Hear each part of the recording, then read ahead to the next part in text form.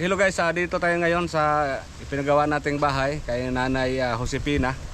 So yan po, malapit nang matapos ang karpintero natin nagawa ng paminto. So yan po ay pasilip namin sa inyo. Hindi pa napinturahan, bibili pa kami ng pintura para mapinturahan to. So ang jealousy nakabit na. So pagkatapos nitong mapinturahan, bibili tayo ng gamit ni ni Nanay Josefina. So sa ngayon po ay pasilip lang muna namin sa inyo ang nagawa ng karpintero natin. So ito po. Yan, sa nakaraang linggo po ay ilang araw lang po yung trabaho sa karpintero natin dahil po malakas ang hangin at ulan. So ngayon po ay patuloy. So dito sa bandang harap, request sa ating sponsor, Ma'am Reggie de Labina, ay nagawa natin ng dito, parang tires. Kawayan lang ang ginamit namin para hindi po alimuot kanang mahangin po. So yan po, pinturahan pa natin to para maganda tingnan. So yan po, dito sa gilid yan. So, ang jealousy, ito po, nakabit na po yung jealousy. Yan, tinanggal yung unang bintana, pinalitan ng jealousy. So yan. Yan po ang sa harap, jealousy din. Yan, itong plywood ay para to sa para to sa paminto. So yan, kawayan. Nanay Josefina nandito. Nandito siya, nanay. Nay, hapit na nahuman imong balay. Hapit na. Hapit na. Hapit na. Pultahan na lang. Pultahan na lang. Pultahan na lang. So yan na ang karpintero natin. Mag-isa na lang. Nagawa sa paminto. Nagawa ng frame. Dalawang paminto po at saka dito, mayroon na dito. Yan. Mag-hi ka. Mag-hi. Hi. Nasalamat, Ma'am Reggie. Salamat, Ma'am Reggie. Nakatabang ka na. Nindot na tanaw ni mong kusina. Nindot na. Nangiog naman na. Isa makita. Yan, nanay, napoy CR. Naapod. Nasa sulod ang CR, nara sa sulod. So mao ni din. So diha, nailingkuranan. O na.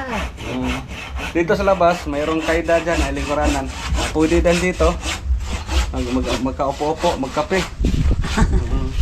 So dito may jealousy din dito. Ang natin sa baba ay plywood marine.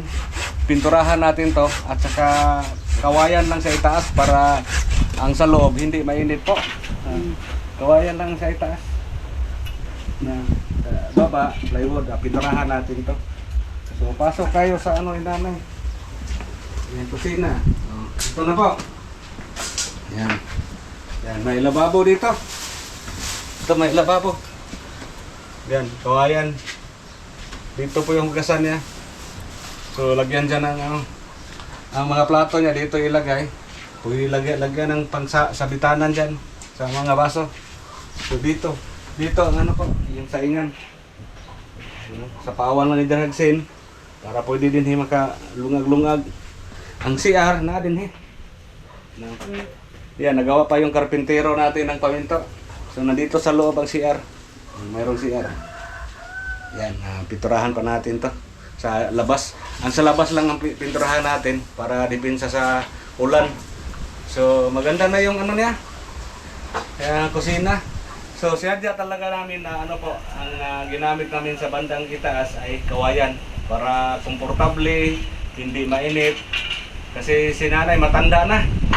So kailangan ng mahangin na area, mahangin, makapasok ang hangin ba. So maganda naman tingnan kapag kawayan. So mga kawayan, laya na, wala na yung problema sa bukbok kay laya na ang mga kawayan. So, nakapay mga po Andre para gawing frame. Oo. Diba? So nay, diyan na, makalingkod-lingkod na po ka diha. So yung karpintero natin, patuloy pa paggawa. Ikaw na yung sabay, isang po imong gibuhaton, ikaw rin engineer po. Ang kapang-apong. Ha? Bakaan at kabuhan. Bigamo. So mahuman Ano Ah. yung regamo niya? Kung mahuman pwede na, palitan na to diyan. Bibili tayo ng misa at saka upuan. Kanang lamisa o likuranan, pwede na ka malingkod-lingkod diya. Oo. Ano, mga only. So ang kanin daw tayo nay, kay dili kuan, dili alimuot. Kay kuwayan man. Relaps. So yan po bibili tayo ng pintura, mapalit yung pintura. Balik mo. Okay, ato di pinturahan. Panginiyara. Oh, basta ang kuwayan. Kawayan. Diha pinturahan na to. Yan kung may sobra, isapaw na to diha. Sapawan ta nagpintura ang kanang daan. Di ang jealousy, okay ang jealousy. Okay ay. Mas maayog jealousy daw. Kay kung ablihan og adlaw, Oh. dili masudlag tao. Hindi. Oh, pero wala may mga bata dira magdula-dula no. Awa. So okay ra kayo. Puros lang ko. O hinayon lang, i-close ano no. So okay kayo. Okay. So yan po ang update natin ngayon. Ay salamat po sa sponsor natin. Ma'am Reggie de Labina sa Chicago. Salamat. Oo. Mga pagtabang natin. Nahuman ng atong balay. Oh, hapit na. Kuan na lang.